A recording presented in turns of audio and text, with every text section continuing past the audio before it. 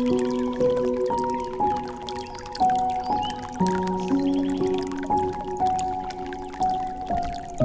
pessoal, boa noite.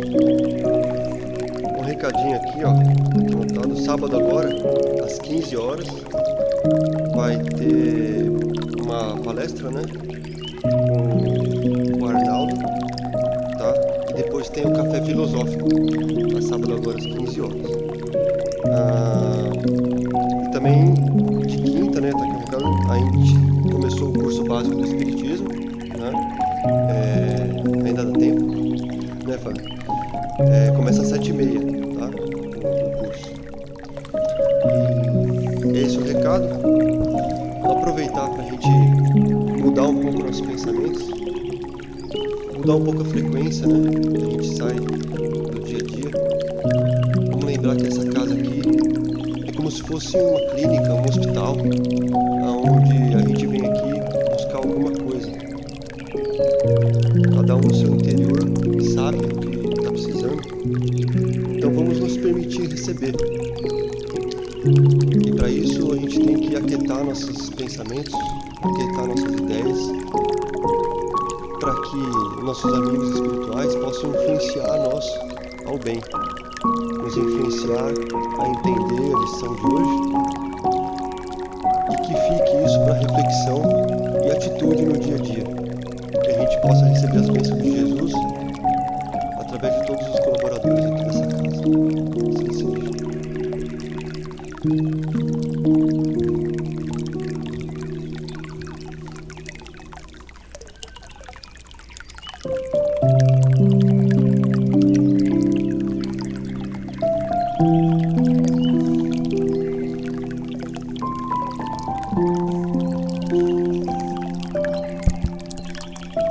Boa noite, gente.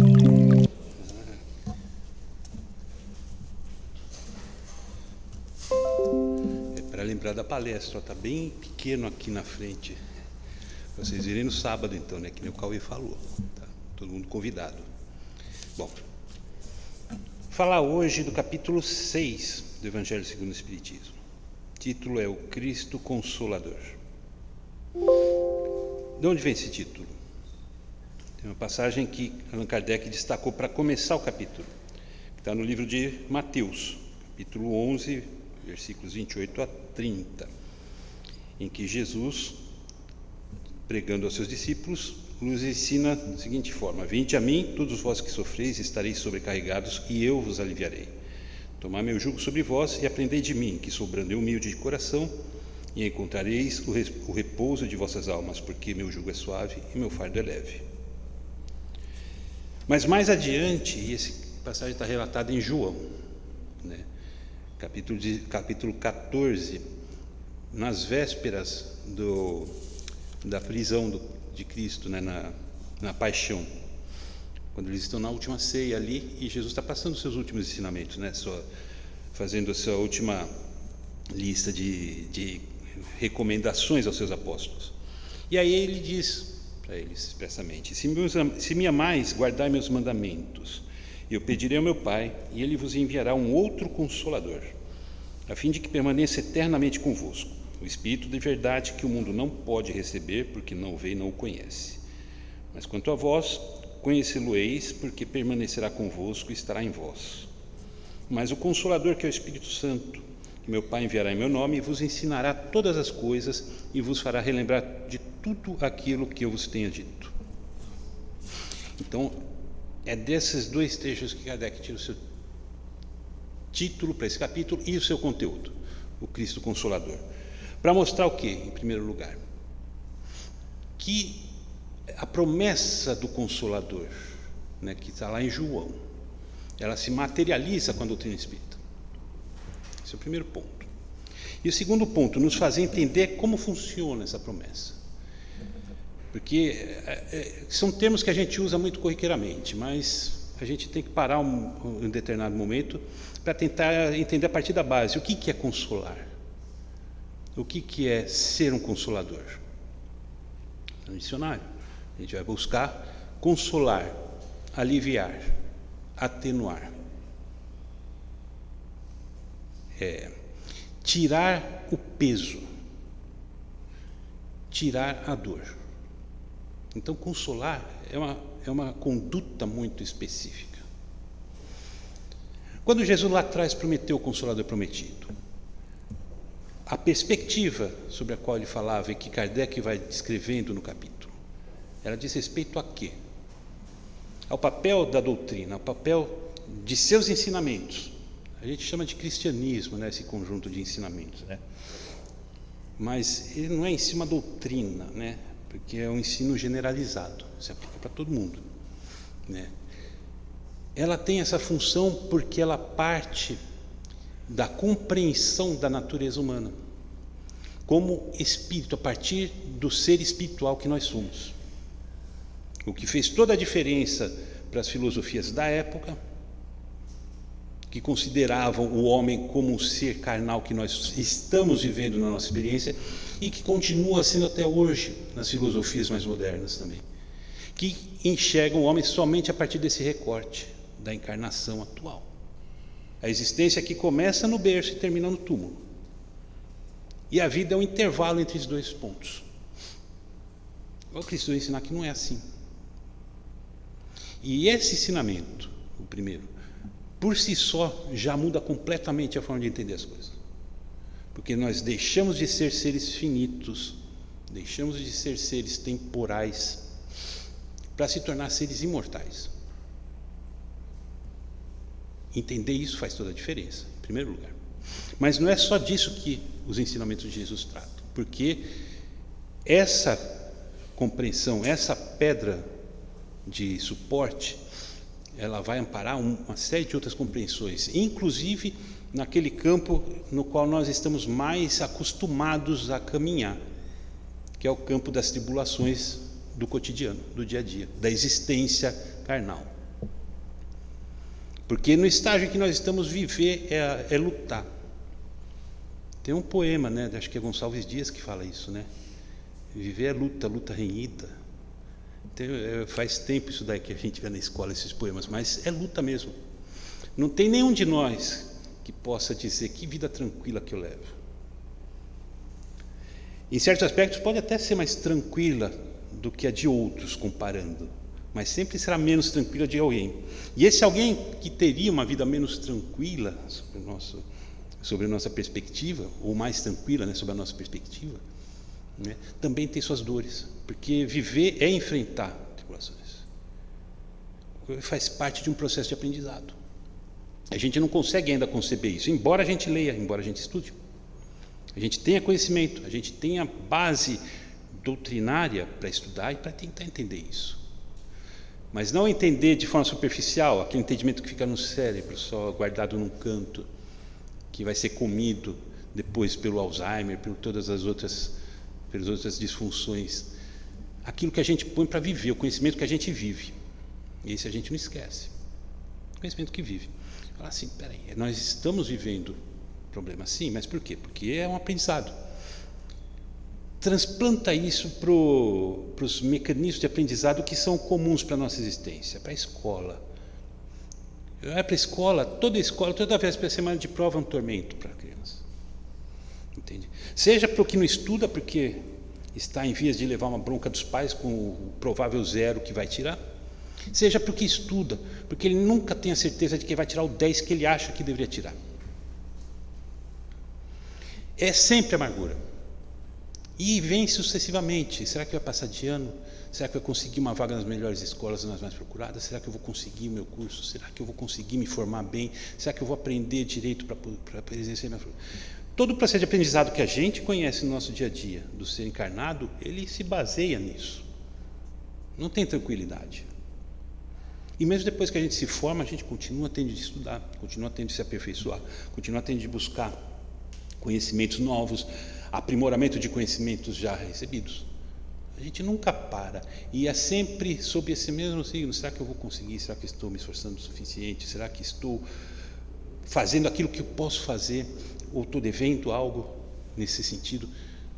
Nunca tem tranquilidade. Isso estou colocando só numa fatia muito pequena e restrita das coisas que acontecem no nosso cotidiano diário da encarnação atual. É assim. Então por que na vida não seria? Agora, embora na escola as tribulações nos possam tirar o sono temporariamente, a gente consegue conviver com elas muito bem. Diante das possibilidades, né? Não sabe se a gente vai bem ou mal na escola, se vai bem ou mal na prova, se o aproveitamento está bem ou mal. A gente já busca alternativas, forma grupos de estudo, grupos para montar cola até. Mas, enfim, a gente se movimenta, a gente se relaciona, a gente interage, busca e constrói soluções, enfim. Nós damos um jeito. Porque, no fundo, a gente acaba percebendo, até que inconscientemente, que tudo aquilo que a gente passa lá é transitório. E é uma decorrência da nossa forma de agir. Se eu tivesse estudado melhor, eu não ia me preocupar tanto com a nota. Então, de repente, na próxima prova, eu me preparo melhor. Ou aí dá um jeito, eu já faço uma cola de antemão preparada, para chegar mais preparado. Enfim, a gente se previne para tentar contornar esses problemas. E a gente vai se ajeitando e vai vivendo, chega no fim da vida, completa aquilo que deveria ter completado, nesse sentido, né, nesses campos da vida transitória. Na vida tem que ser igual, na vida do espírito. Porque aquilo que a gente enfrenta e aquilo que a gente lamenta como condições negativas, condições infelizes de vida, elas se comparam àquelas que a gente encontra no nosso dia a dia, que para a gente, na visão do dia a dia, não adquirem essa dimensão tão funesta.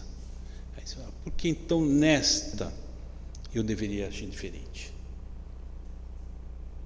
E aí a gente coloca todas essas circunstâncias que afligem o caminhar do espírito encarnado. Situações materiais, eu não tenho recursos, eu nasci no meio mais humilde, não tenho saúde necessária. Tantas pessoas que nascem já com condicionamentos físicos.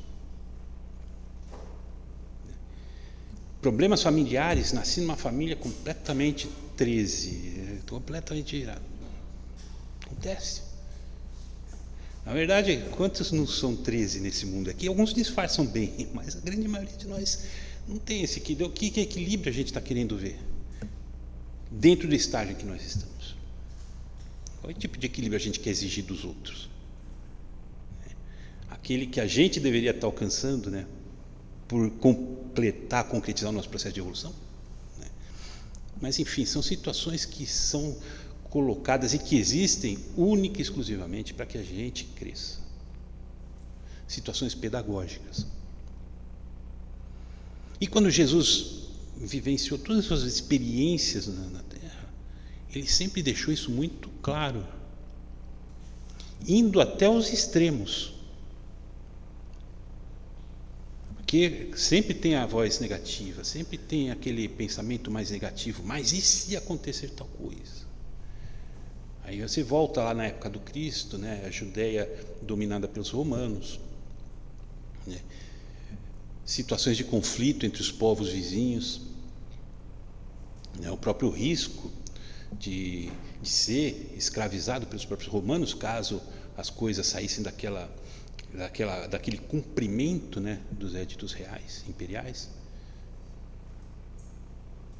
E se a nossa seita, e se essa nossa pregação, esses ensinos que a gente está pregando junto com o Senhor Cristo, por eles a gente for perseguido, se isso contrariar o César, se isso contrariar todos os áuricos lá do imperador, a gente for perseguido, preso e morto, né? Porque naquela época a justiça, a gente reclama muito da nossa hoje, né? Mas pensa naquela época, entende? A pessoa era condenada, não tinha muito processo, né? E já ia para a fogueira, né? Ou para uma cruz, assim, você não tinha recurso, o recurso não ia chegar a tempo, né? Já foi, já queimou, já crucificou. Então você fala, bom,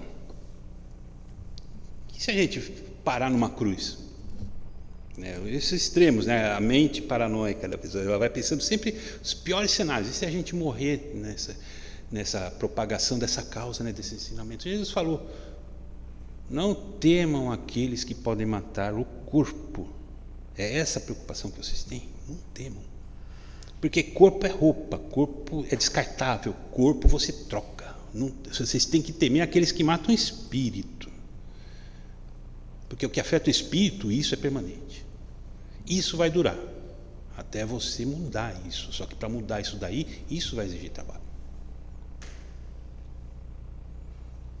Então tem uma série de questões dentro dos ensinamentos que o Cristo deixou para nós, que estão coletados e explicados de uma forma muito acessível dentro da doutrina espírita, para indicar a natureza consoladora dessas palavras para nós, né? Porque ele está se dirigindo a gente. Então ele veio entregar isso aqui. Então, você fala assim: isso aqui é para vocês, tá? Aí vocês estão tropicando, tá cheio de, estão brigando com o vizinho, brigando com zelote, romano, judeu, todo mundo aí, balaio de gato. Calma. Isso é assim, mas por que é assim? Porque isso daqui tem uma natureza específica. Entendam isso.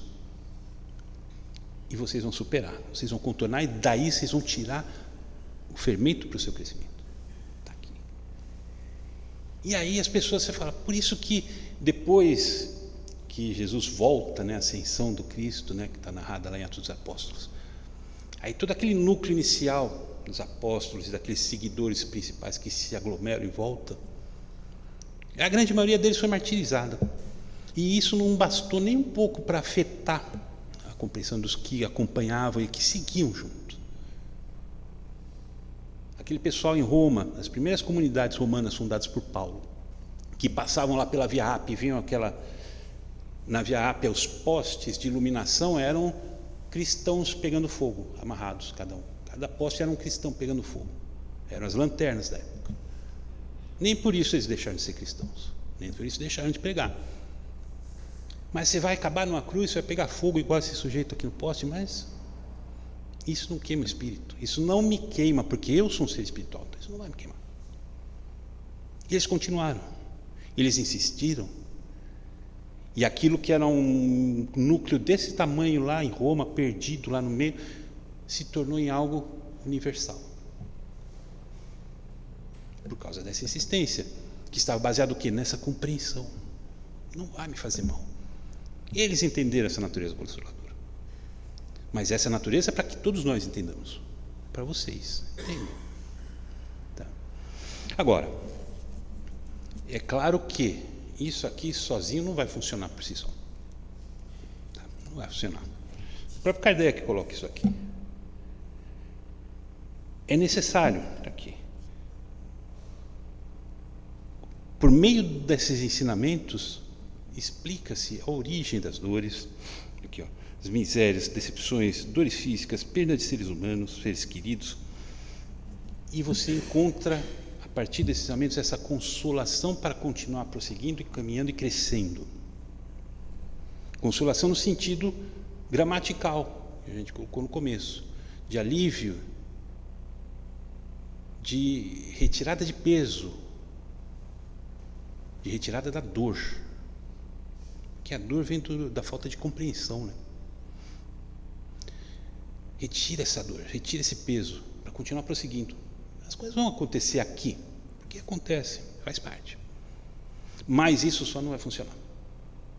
Esse texto aqui está aqui, está compilado tudo aqui, e se deixar isso aqui numa cadeira, isso aqui não vai consolar ninguém. Quando muito alguém que enxergar o livro ali, pegar, começa a folhear, ler, tá. E aí ele não vai ler pouco, porque tem coisas, tem várias coisas, bastante coisa, e coisas profundas que exigem uma leitura aprofundada. Não é aquela leiturinha que a gente faz para ler Gibi da Mônica, né, rapidinho. Tem que ler, então vai demorar. Mas isso aqui não vai funcionar.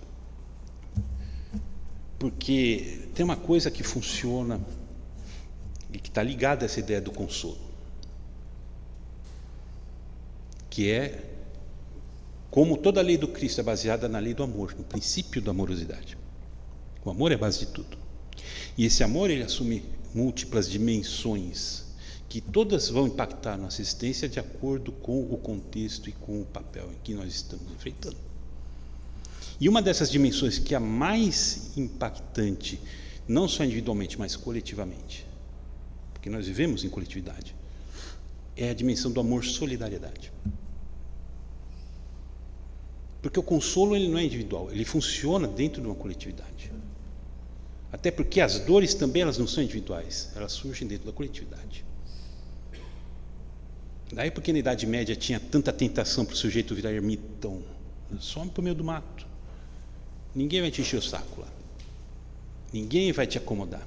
Ninguém vai te cobrar nada, ninguém vai te perseguir por nada, você vive lá. Mas também que proveito você vai tirar disso? Né? Então, dentro da coletividade e do consolo coletivo, a solidariedade é pilar essencial. E ela se manifesta aqui. Jesus trazendo isso para nós, ele exerce ali esse amor solidariedade. Porque ele fez isso pensando na gente. Um espírito perfeito que já não precisa mais encarnar. A encarnação só serve a ferramenta para quem ainda não atingiu essa perfeição. Ele vem e reencarna. Energeticamente, fisicamente, ele não tinha condições de encarnar esse espírito mais. Dada a incompatibilidade energética do espírito com a matéria da Terra. Não tinha. A encarnação do Cristo levou 4.000 anos para se concretizar. Isso foi Chico Xavier quem falou. Emmanuel, através do Chico Xavier. 4.000 anos de encarnação. Para poder reencarnar. Viver 30 anos. Porque aí ele foi para a cruz. Aí, bom, ele veio, passou pelo que passou, um espírito perfeito. Às vezes a gente que estudou um pouco mais, né, que leu 2 livros a mais, aí a gente já fica meio assim quando vai num lugar que fala, nossa, que lugar pouco aculturado, né? Aquela conflito de cultura, porque leu 2, 3 livros a mais. Imagina o Cristo, que é o Espírito perfeito, vindo aqui na Terra, no mundo, naquela época era um mundo primitivo ainda, né? Você tem que considerar isso. Os espíritos ali ainda estavam num grau menos avançado que o nosso, ainda que já não é muita coisa. Ele chega ali e tem que conviver com aquilo. Entende? E fez isso. E não é que ele só conviveu. Entende? Tudo que a gente estuda do dia a dia que ficou público, né? Daqueles 3 últimos anos da vida dele pública que estão nos evangelhos, você fica imaginando, né? O envolvimento que ele buscava cada um daqueles que estavam ali vivendo com ele, caminhando com ele naquela multidão, naquela paçocada de gente que ficavam em volta, né, principalmente depois que souberam, né, que ele fazia os milagres e curava e tudo mais. E gente que procurava ele só por interesse, gente que procurava ele só porque queria ficar com a perna boa de novo, ver de novo para poder voltar para a bodega, para poder voltar para o boteco, encher a cara e se divertir. E ele sabia disso, e ainda assim ele nunca negou. Então, esse amor solidariedade, ele, o Cristo, exemplifica personalmente em primeiro plano. Só que, e aí como Kardec coloca aqui, com relação ao aspecto do consolo do ensino do Cristo, esse aspecto só vai funcionar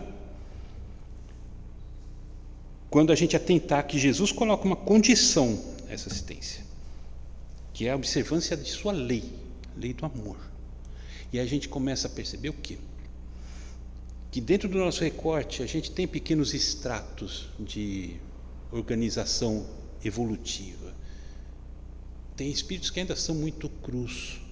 Tem espíritos que já começaram a despertar um pouco para essa visão espiritualizada.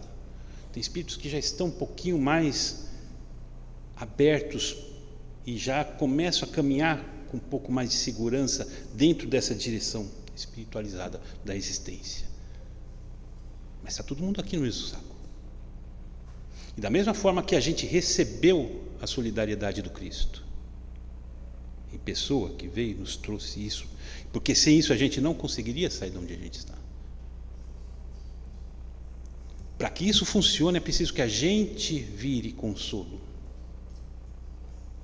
Então o cristianismo consolador, o Cristo consolador, ele vai fazer efeito não só pela entrega que nos foi dada.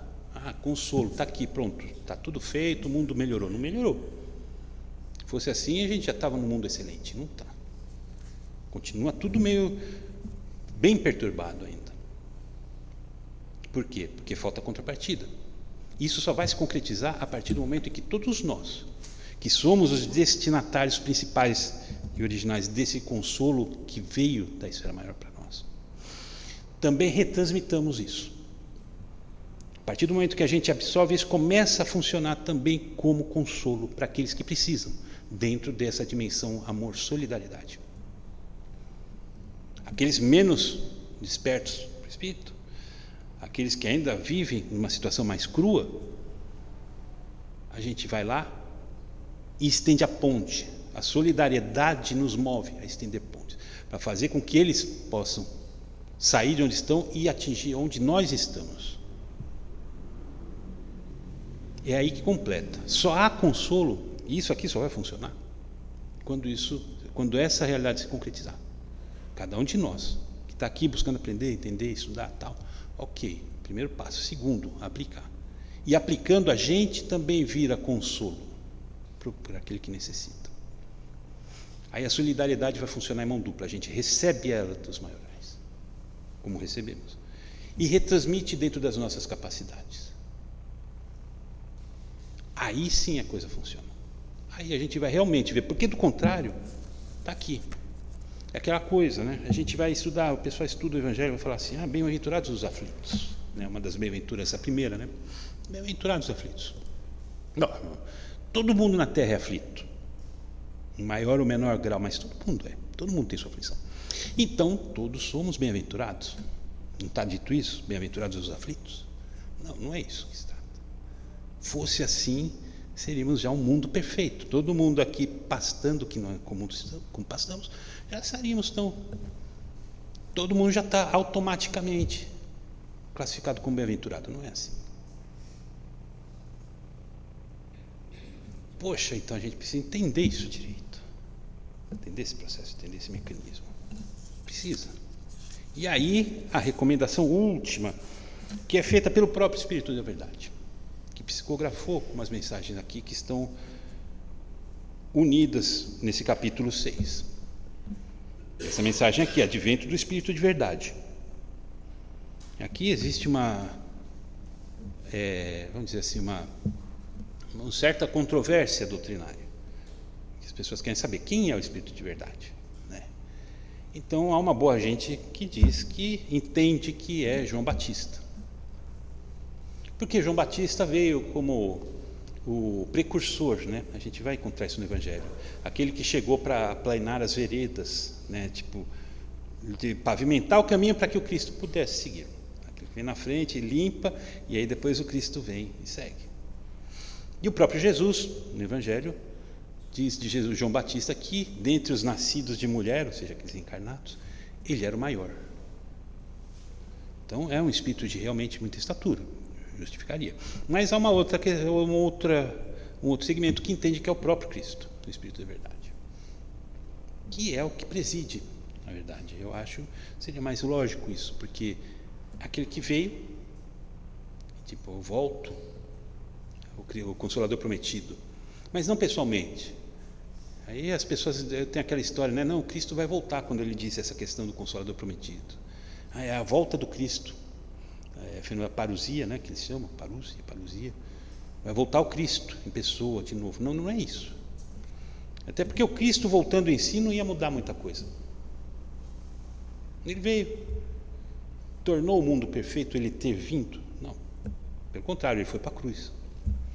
Então não ia mudar isso, o fato em si, entende? Veio o que ele ensinou, só que veio de uma forma muito mais explicada, muito mais desenvolvida e muito mais prática e assimilável, para que cada um de nós, ainda que estivéssemos em graus diferentes de instrução, conseguisse entender. Ninguém ia ficar para trás, porque isso está difícil de entender. Não consigo, está aqui, o consolo está aqui, só que basta aplicar, tem que aplicar. E aí vem Espírito de Verdade, e ele diz o seguinte, né?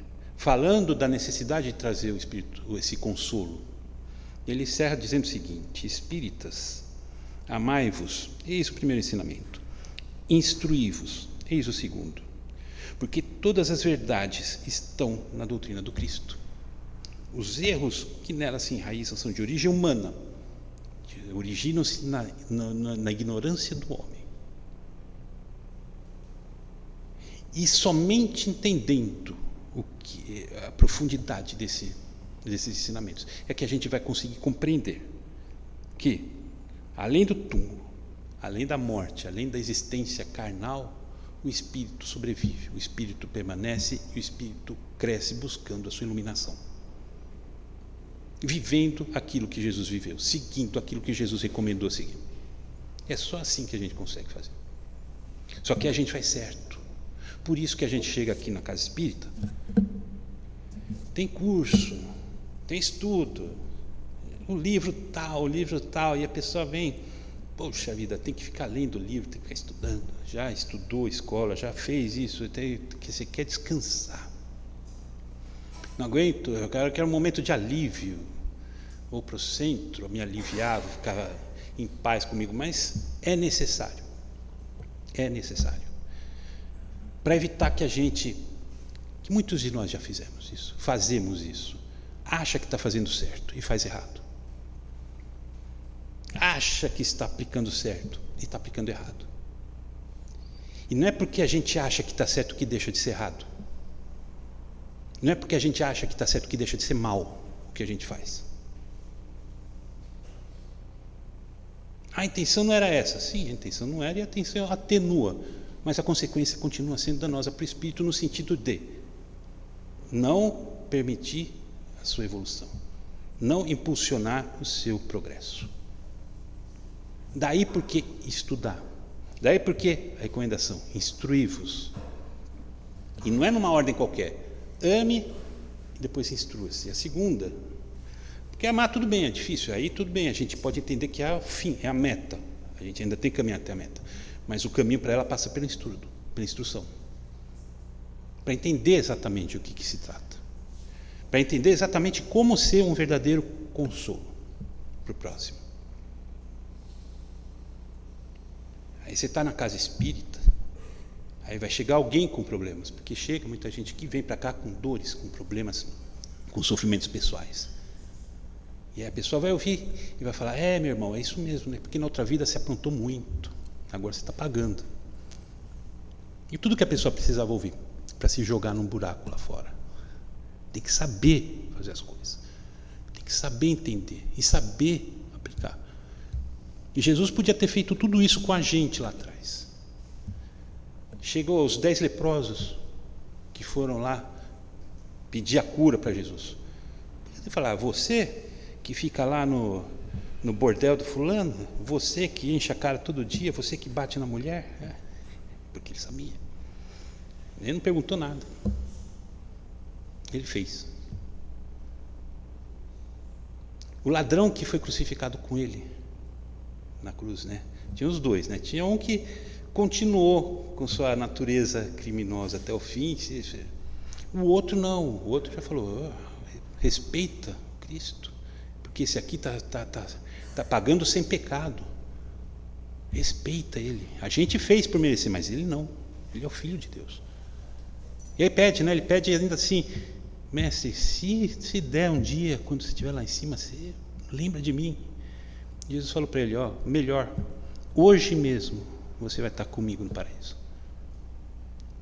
O cara precisou se confessar, ele precisou se banhar com água santa, comer hóstia, fazer nada. É desse consolo que a gente está falando, aquele que toca direto. A gente recebeu isso, e colocando isso e incorporando isso no nosso ser, a gente vai cada vez mais sentir na nossa existência esse consolo vindo do Mestre. Agora precisa inverter o polo e também retransmitir isso para aqueles que estão à nossa volta. E cara, a gente só olhar em volta, a gente vai ter muita mão de obra, tem muita matéria-prima para trabalhar, tem muita gente que está precisando de consolo, desse consolo que realmente alivia, que realmente, tira o peso do ombro da pessoa. Não é que falar assim, você está devendo dinheiro, tem aqui. Esse também não seria bom, imediatamente, mas não é disso que a gente está falando, porque isso passa. Ganhar milhões na loteria, quanta gente já gastou os prêmios aí, continua, está pobre de novo. Você fala, o dinheiro passa, mas o consolo fica. Sabe? É disso que a gente fala. Por isso que o Cristo Consolador, para nós também, Ele é e nós devemos ser. Nós devemos fazer também da nossa vida um consolo para o próximo. Para isso, é preciso então seguir os 2 mandamentos. Amar em primeiro lugar e instruir-vos em segundo, para entender qual que é o mecanismo, qual que é o processo, e seguir da forma certa, da forma correta.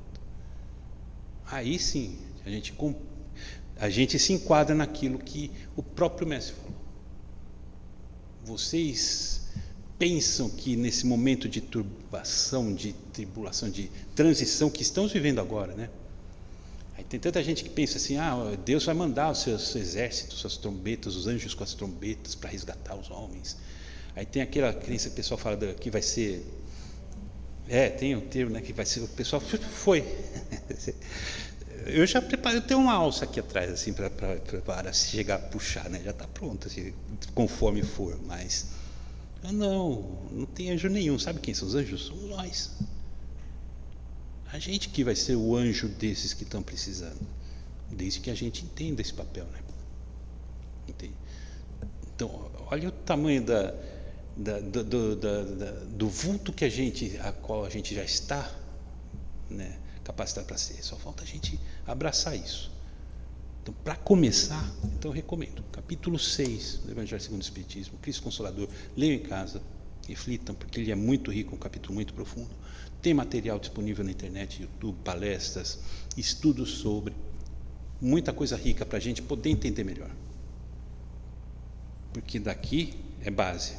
Não é à toa que esse daqui é um dos primeiros capítulos do Evangelho. É base, a gente está falando de base, certo?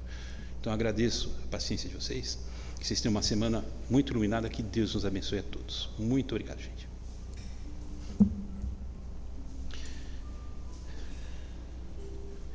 Então agora a gente vai elevando o nosso pensamento com muita alegria, com muita felicidade no coração, pela oportunidade de estarmos aqui mais uma vez reunidos, estudando, meditando sobre o Evangelho do Cristo, à luz da doutrina espírita, formatada por Allan Kardec, espiritualidade superior, buscando trazer essas compreensões para as nossas existências, incorporá-las como guias de vida, como modelo de nossos passos, de nossos pensamentos e nossas palavras. Então, buscando os nossos mentores, os mentores da casa, os mentores desse trabalho, a gente agradece profundamente pela amizade, pela parceria, pela inspiração, pela intuição que nos despertam, nos infundem para que a gente possa mergulhar e buscar as mais profundas e corretas compreensões desses ensinamentos. E elevando mais pensamento, a gente vai alcançar aquele que é a razão pela qual estamos aqui hoje.